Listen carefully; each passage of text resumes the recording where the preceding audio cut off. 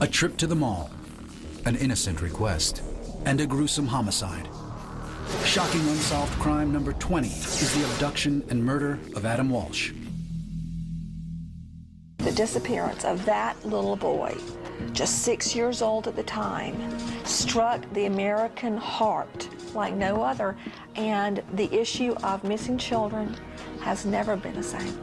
On July 27, 1981, Reve Walsh took her 6-year-old son Adam to the Hollywood, Florida mall. She needed a lamp. Adam asked her if he could watch 2 sets of boys play video games. Video games were brand new. There was a model video game there, just like kids do now, to look at the newest games. We called him the little gentleman. He asked his mom, "Can I stay here and watch these boys?" It was the last time his mother saw him alive. When Reve returned to the toy department, Adam was nowhere to be found. No one helped Reve look for Adam. They told her to go to customer service. Reve started the search, the most painful 2 weeks that you can ever imagine, looking for that little boy. She called the police immediately. Took them forever to respond. I came from my office. I knew something was terribly wrong, and it all spiraled down into hell from there. Within hours, 50 police officers and 100 volunteers were scouring every square inch of Hollywood, Florida, in cars, boats, and helicopters. But Adam had vanished, kidnapped in plain sight. We just appreciate anything that anyone could give us any information on. He should be here with us.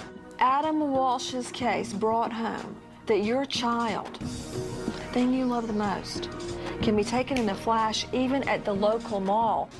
Posters were plastered across South Florida.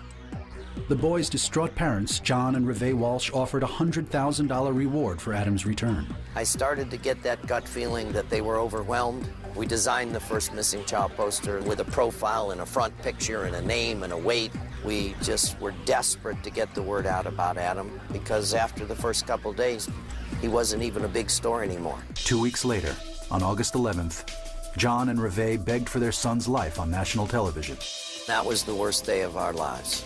That was the day after Good Morning America that they called us up and told us that the remains of a little boy had been found in a canal, and those remains were Adam. 2 fishermen discovered Adam's severed head.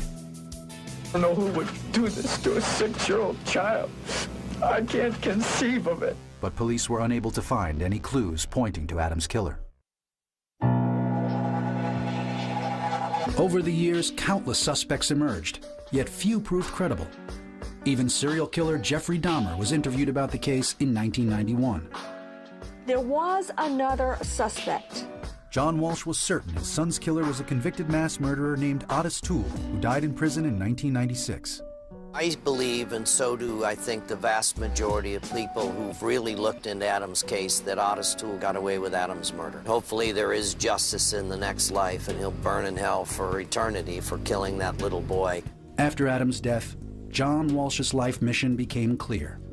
He quit his job as a hotel executive and tirelessly lobbied Congress for the formation of the National Center for Missing and Exploited Children.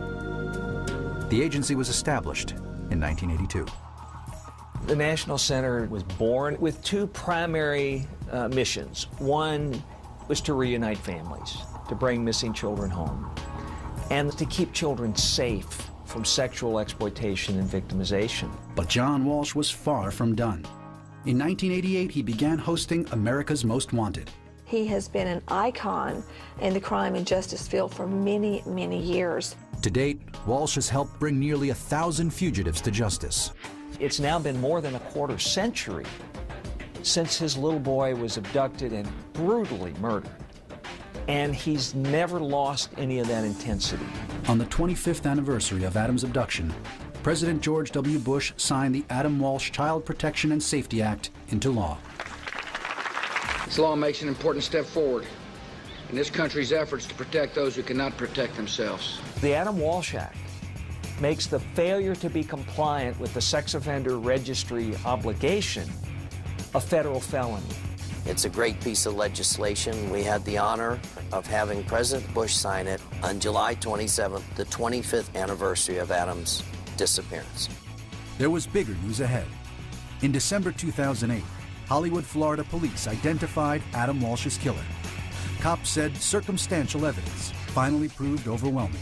It is our determination and conclusion that Otis Toole was the abductor and murderer of Adam Walsh. Although Adam's body has never been found, the case is now closed. The not knowing has been a torture, but that journey's over.